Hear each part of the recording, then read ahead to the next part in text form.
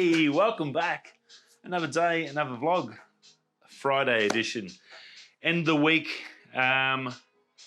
Looking forward to a couple of days of switching off, I think. It's going to be good. Cruisy little night. Got a bit done again yesterday. Just ticking away. I've hit the 100 mark on the photos. So I've got through, edited 100 photos. That has literally taken me like a week and a half, I guess, roughly, to get that done.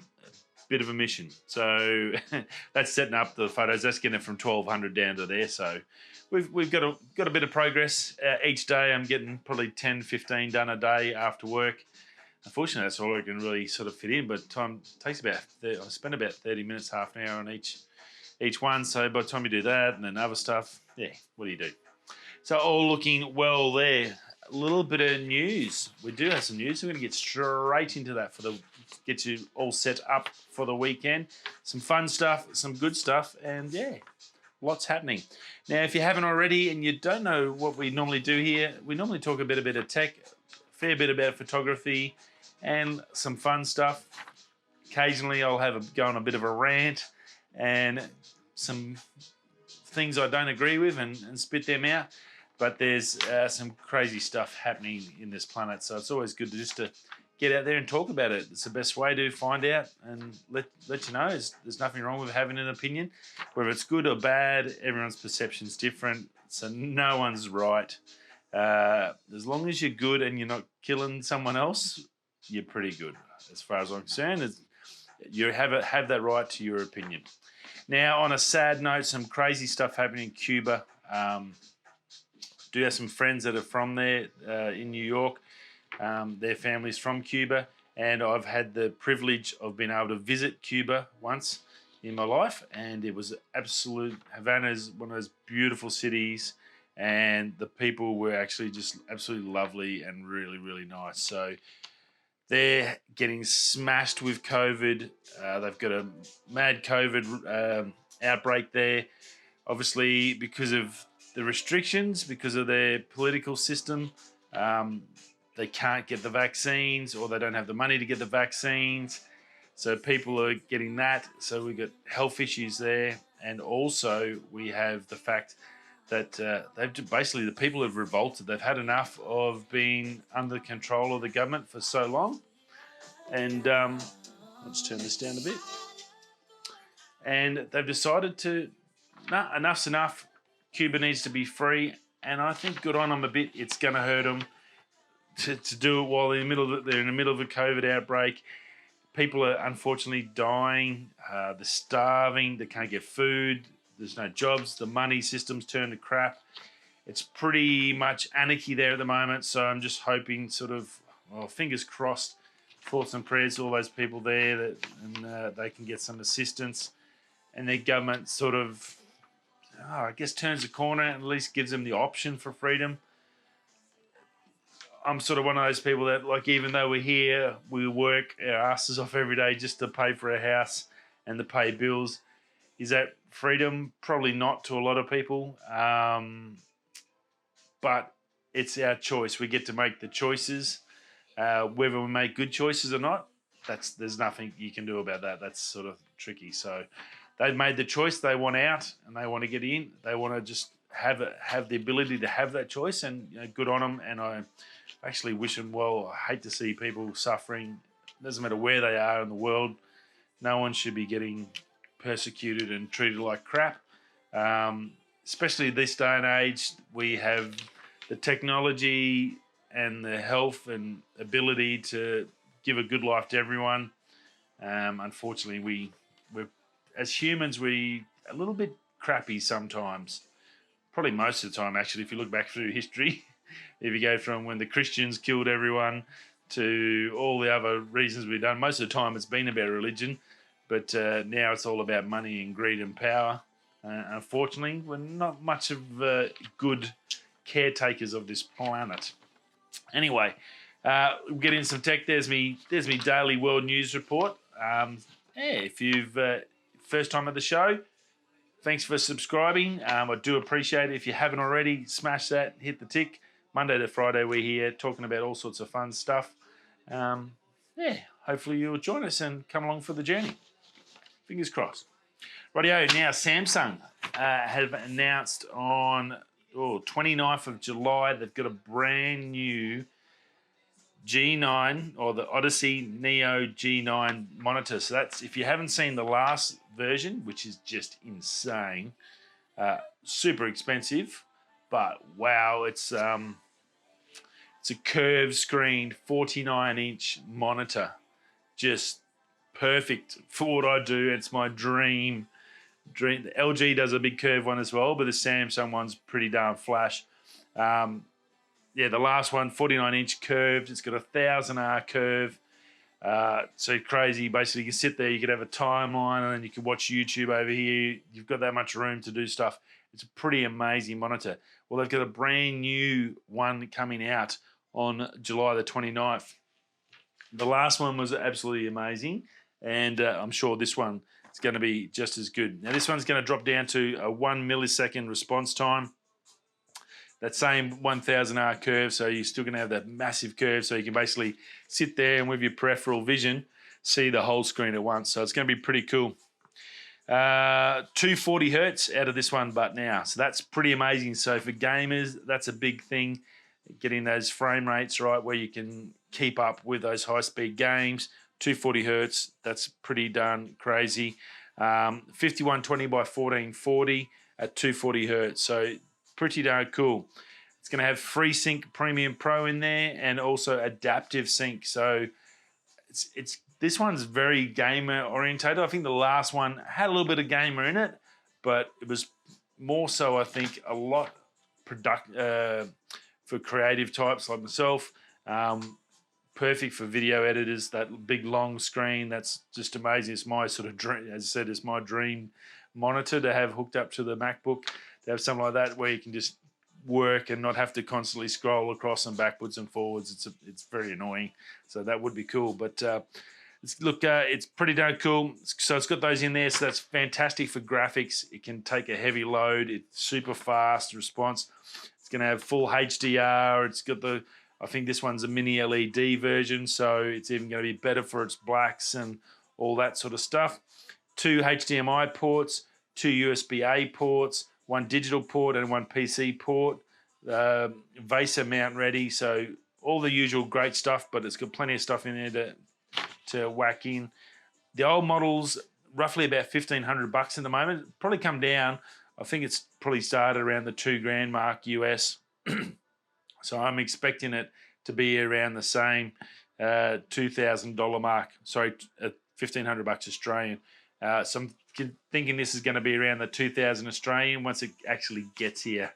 I think it took us a good 6 to 12 months before you could get the old G9 here. You can buy it here now, and it seems to be dropping in price slowly. Now, once this one released, that should come down a little bit, but I wouldn't imagine we'd see this model in Australia, unfortunately, like everything, until maybe Christmas. So good little Christmas present for yourself. Save up a couple of grand and get yourself a beast of a monitor. So very, very cool.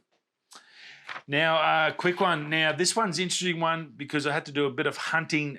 Nisi on their Instagram announced a new long exposure remote. They call it, I think it's the BCR. I'm pretty sure was their name. Yeah, BRS, Bluetooth remote system.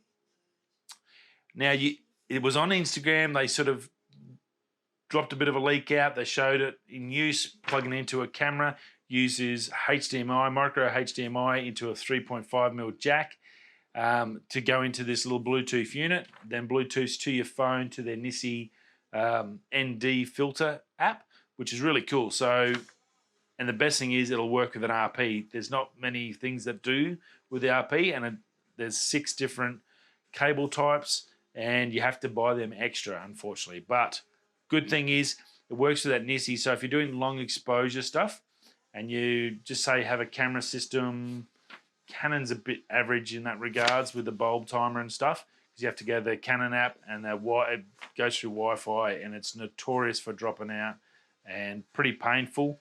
Where this hooks straight up to the Nisi filter app, so you can sit there, put all your long exposure, your filter in, your normal exposure, all your details in. It'll give you what you need to go to get a perfect exposure. Bang on your phone app, sends it to the camera, takes the shot. So really simplified version and not very expensive. It was costing, the only place that had it, they did say on Instagram it's available for pre-order, but both the USA and Australia stores, no mention of it at all as of yesterday afternoon. Excuse me. The only place I did find it was the English Nisi store. So if you want to go and have a gander, look at all the specs after I've had a chat, go check it out there. If you are living in England, you can obviously pre-order it now. Yeah, it'll be out, I'd say, fairly soon. Now that they're advertised, it won't take long. There'll be I think it'll be sell really, really quick. Now, in the English store, it was £23, or I'd say that's roughly about $50. Normally about double for the pound. And the cables are all sold separately. So all you get is the little remote, and you have to buy the cable to suit your camera. They're sold separately at £4.50 each. So that's basically $10. So you're looking at about $60 for the system. And I think it'll actually be it looks like a really simple system to use. I do use that Nisi filter app whenever I'm doing my long exposure nows, just to make sure what I've got in my head and what I want to do actually translates, because the last thing you want to be doing is sending exposure for 15 minutes or half an hour, which I've done, and then you get it back and it's too dark. You go, oh. Right, so I'll start again. So yeah, look, definitely worthwhile. Now, cameras that it is compatible with, 5 different camera remote interfaces. It'll do the SONY A7 series, HX, and the RX series. It'll do shutter cable for CF1, so it'll do Canon R6, R5, RP, RM50. That's a good one. 90D, the 850D, the 800. So it's looking after the DSLR players as well, so that's cool. Fuji X Pro 3, the XT4, and the 100V. It will also do the XS10, the XT30, XE4, XA7, GFX 100S, and the 100. It'll also do some other DSLRs, which will be the 7D, 6Ds, 5DSRs for all the 5 range, and the 1DX, obviously. Nikon's 850s, 810s, 500s, 4Ss, D6s, the Z series, all the way up to the D780 will do as well. And yeah, pretty much, there's not much it's not going to cover. So, like, it's a really, definitely go check it out. Hopefully they'll have it in either the US store or the Australian store today, so you can have a bit of a gander at it. It's a tiny little unit, so it looks like a little, I guess, like a tiny little filter kit. If you look at if you've got Nisi filter kits, it just looks like a little baby one of them, but you just hang it on the side of your camera and away you go. So it looks pretty darn cool. It's got an auto power off if it's been idle for 30 minutes. So, and it's just run by a little button battery. That was the only thing I probably thought, why? In a day of rechargeable systems, everything's rechargeable. I've got battery packs in my camera bag. I don't leave home without them. Why wouldn't you put a little rechargeable lithium battery in there so we could recharge it on the go? So I'm not sure how long a button battery is going to last.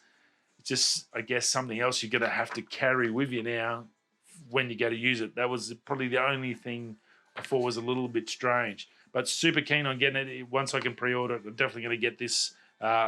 Will help me immensely, I think, especially with my 32,000 ND. When I do a lot of that with the water and stuff, you're really going to be switched on with your calculations. So that Nisi app does help, and this will just simplify it and make it very easy. So very cool. Also, last but not least, 10 meters range for that one. So that's pretty cool. You can go back, kick back, put your cam chair up, have a bit of a chill out. Or if it's right near the water, near waves, you can actually get back. So worst case, your camera gets washed over, you don't get washed over. So a little bit of a safety thing there. So that's pretty cool as well. Now, Canon Rumors yesterday announced that, there's going to be a full range camera, R-mount, possibly, it has to be possibly, because it's a pretty large sort of a rumour, this one. Sources of Canon Rumors have said Canon wants to make a full frame RF mount camera for under $800 US. So that's roughly just over 1,000 Australian. Brand new. That's a pretty bloody good deal. Now,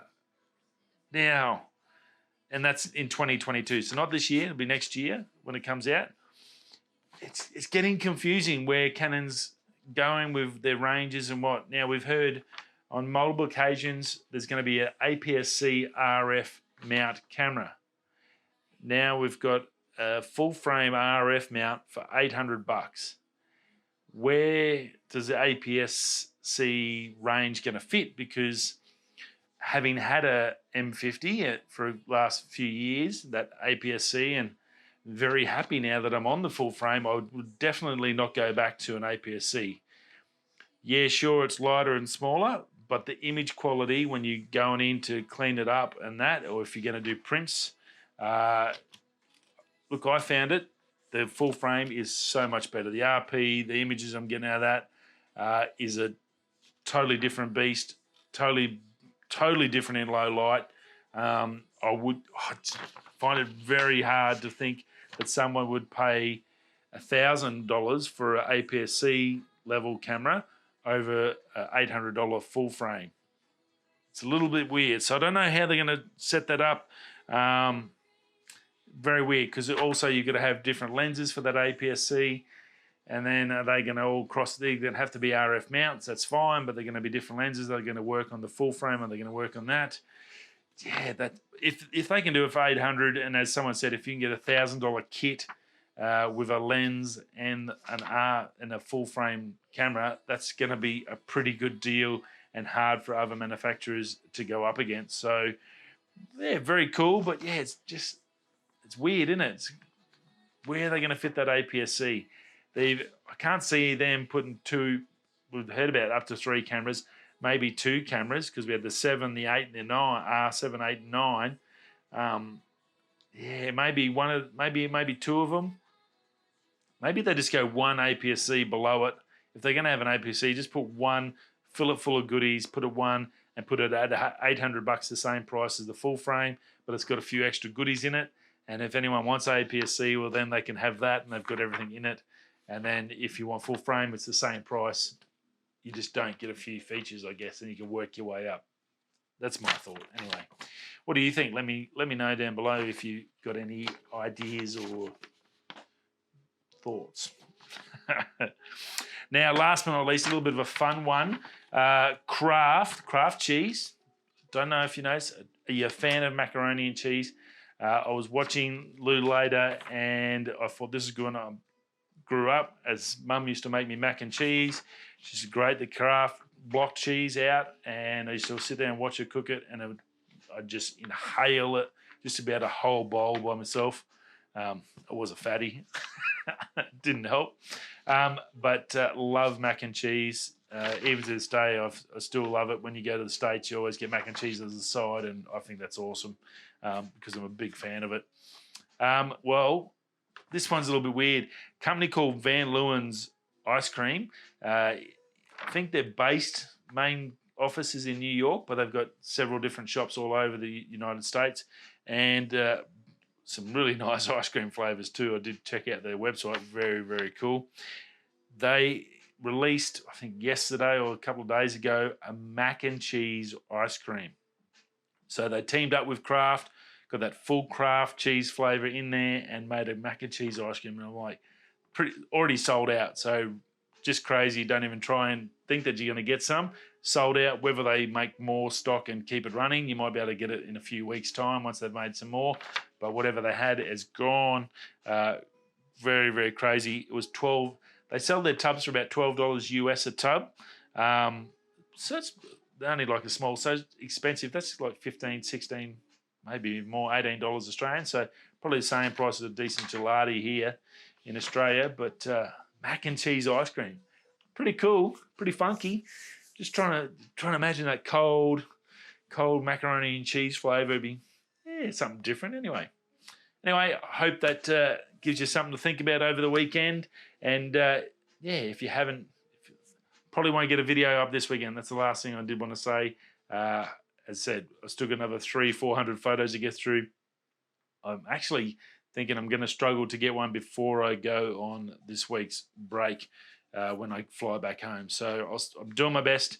Anyway, what can I do? I'll do some more work over the weekend, and we'll discuss it more on Monday. Whether you're going this way, that way, have a fantastic bloody weekend. See you soon. Bye. Peace.